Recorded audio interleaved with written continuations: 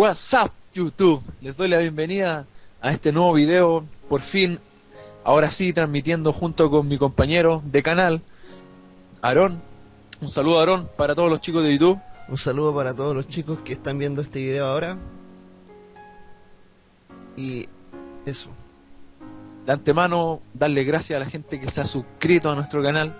Hemos subido videos de la parte científica, de los ramos, anatomía, termoterapia, y pensamos seguir subiendo. También están los videos del conductor, que lo hace acá mi amigo Aarón. Y hoy nos convoca un video de el ramo de fisioterapia 2, en este caso. Nos convoca el tema de los efectos de la termoterapia. Yo de antemano había subido un video que era de termoterapia, la introducción, como ver la generalidad. También hablé un poco de termosuperficial, pero ahora vamos a ver los efectos de la termoterapia. ¿A qué se refiere termoterapia? La termoterapia es una terapia en la cual se ocupa el calor. Ese es como el principal agente físico que se ocupa para provocar un efecto analgésico en la zona. Cuando hay un dolor, también contractura, etc. Bien. Recuerden, antes de empezar el video, recuerden que todas las dudas que ustedes puedan tener, pueden comentar debajo del video, en las suscripciones, dejar su comentario, su duda, para que nosotros se la podamos zanjar. Bueno, avanzando con la diapositiva que ustedes ven en pantalla, vamos a empezar a hablar de los factores que afectan a la temperatura corporal. Tenemos 5 factores que son los principales. Tenemos el ritmo diurno circadiano, o el ciclo circadiano, que va a afectar cuando hay calor corporal. Tenemos que también afecta, es un factor importante, la cantidad de grasa corporal. Los más gorditos o entraditos en carne, como se dice, tienen más retención o resistencia al calor. En cambio, los más flaquitos necesitan más calor.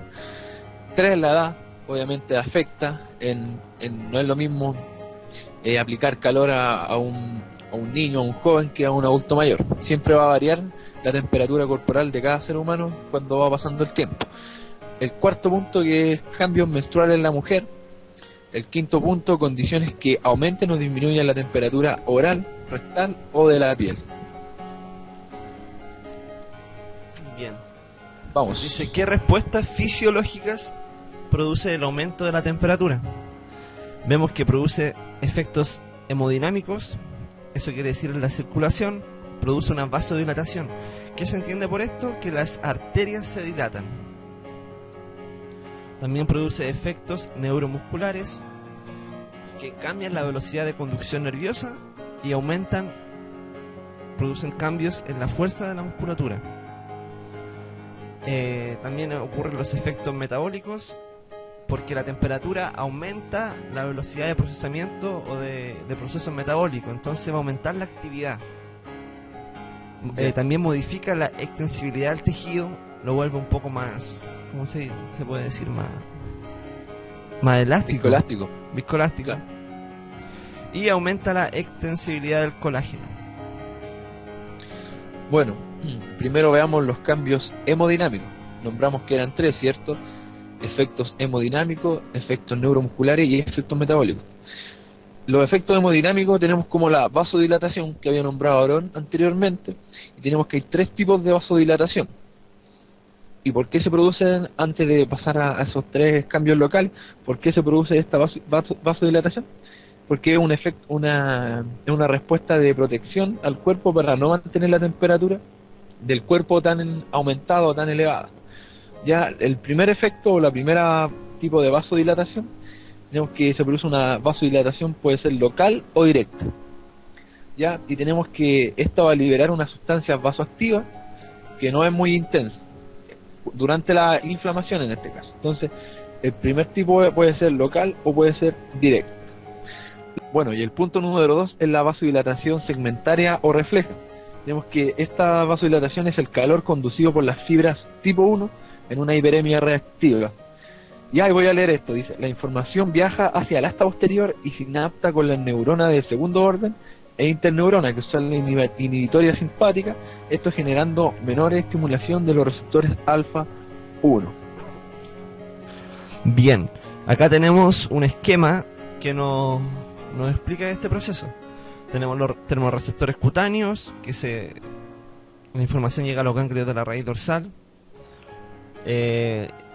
Las interneuronas del asta posterior de la médula sinapta.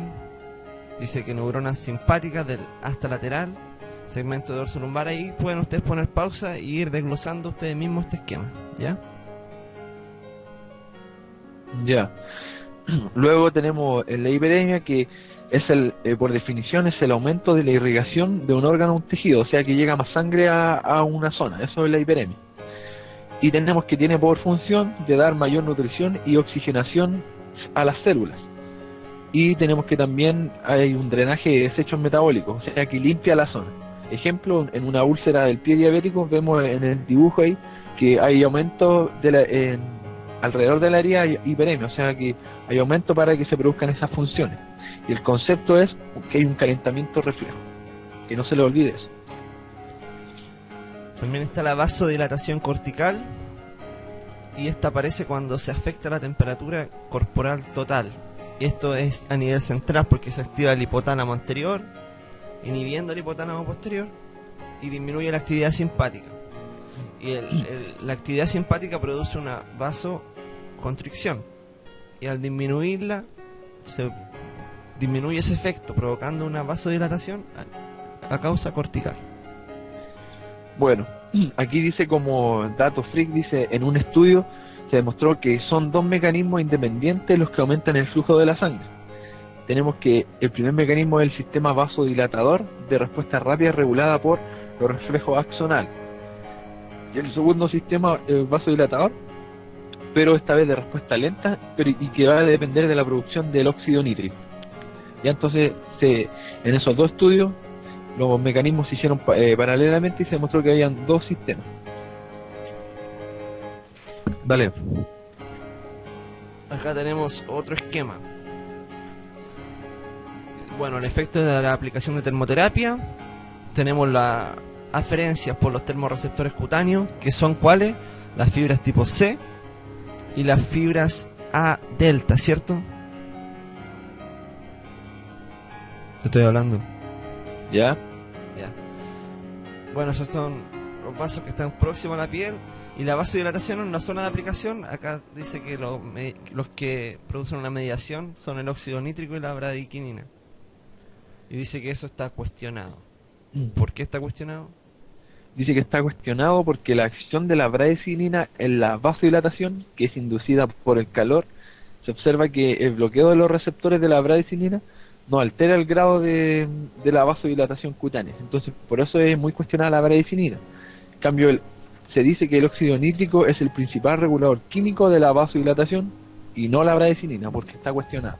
Entonces hay que tener presente como mayor el óxido nítrico, que es el principal. Ok. Bueno, eso fue a nivel de la hemodinamia. Sí, ¿qué pasa a nivel de la sangre? Ahora vamos a hablar del efecto neuromuscular. Y como mencioné, que se producen cambios en la velocidad de la conducción nerviosa y la frecuencia de las descargas de esta. Dice que la duración del potencial de acción intramuscular disminuye con el incremento de la temperatura, lo que refleja un incremento de la velocidad de conducción. Eso a causa de el calor.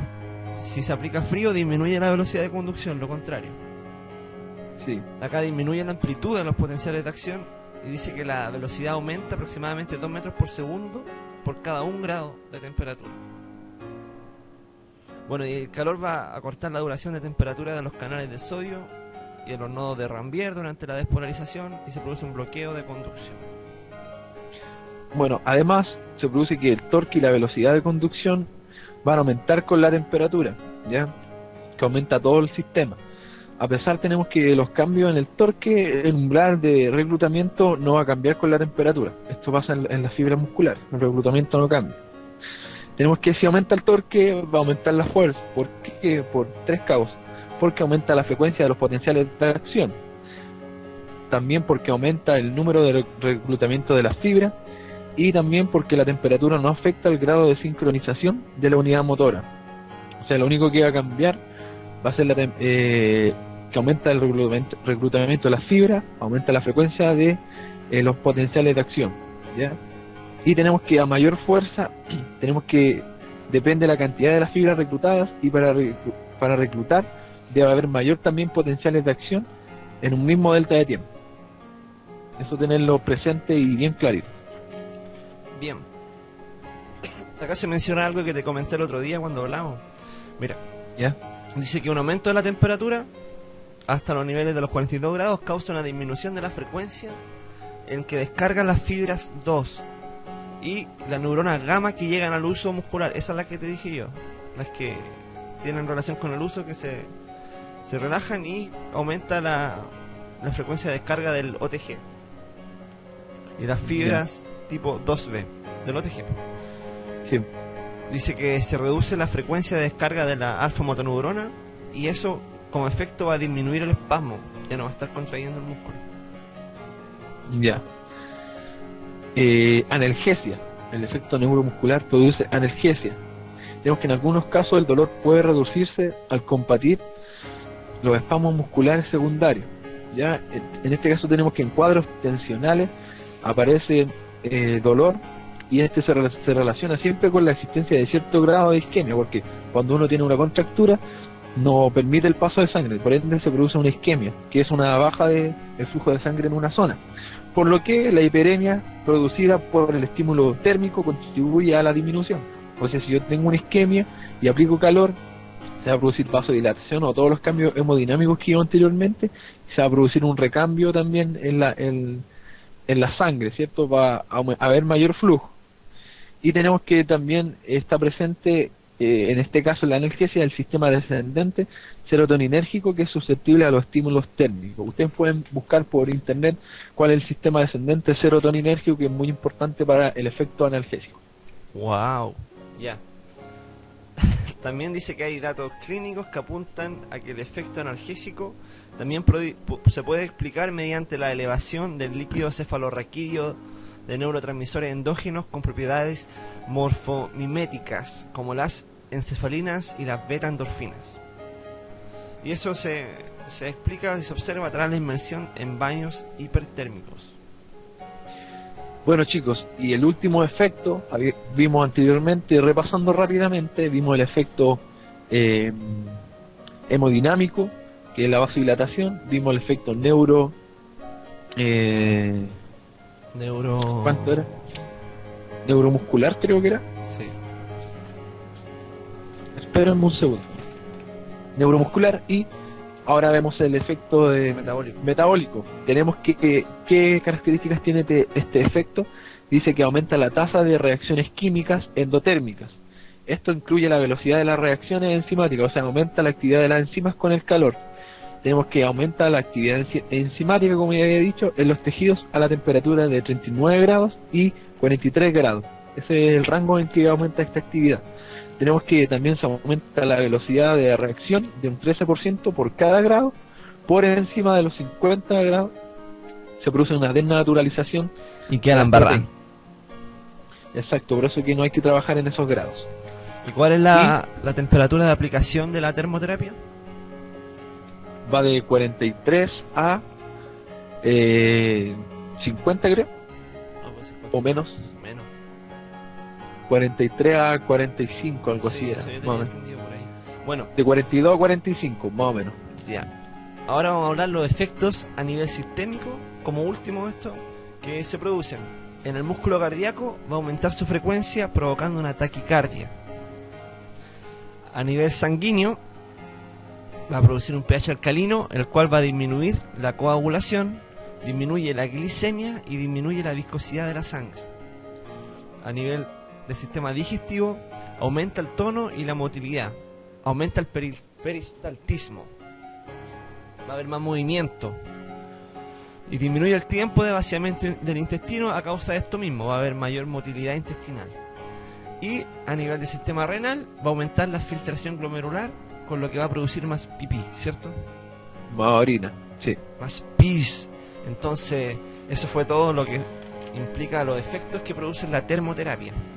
Y en otro video vamos a hablar de las termoterapias superficiales, ir profundizando los distintos temas. Y eso fue todo por hoy.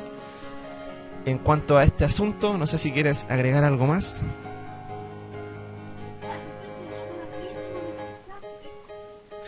Bueno, si quieren agregar algo más, están en todo su derecho.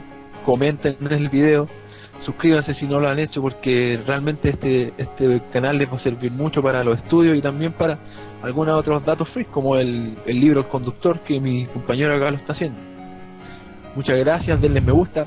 Yo desde acá me despido, soy Andrés. Última cosa, no olviden que mañana es el recital de The Killers acá en Santiago. Entonces, no te estés riendo. Mi compañero es fanático de ese grupo. Así que ahí vamos a estar ahí en el Movistar Arena mañana. En una vez ahí mi compañero graba un video y también lo sube. Y si no les gusta estos videos, no nos sigan viendo y váyanse a la punta del cerro, porque esta cuestión la hace para la gente que uno la aprecia nomás, que le sirve. Bueno, no seas tan pesado en ese aspecto. La idea es que transemos, que no se formen peleas tampoco. Si es un canal que a usted les va a ayudar también. Suscríbanse. Si no les gusta, bueno, vayan a verse al Bardo o al otro y a ese, que hacen pura estupidez. Ese chanta que me cae mal, ese que le dicen soda. Imbécil nomás, ni un brillo, el desgraciado. Ganan plata diciendo puras puteas, no. Animal ordinario ese. Ignorante. Ya, chao, Cruz, chao. bestia, concha.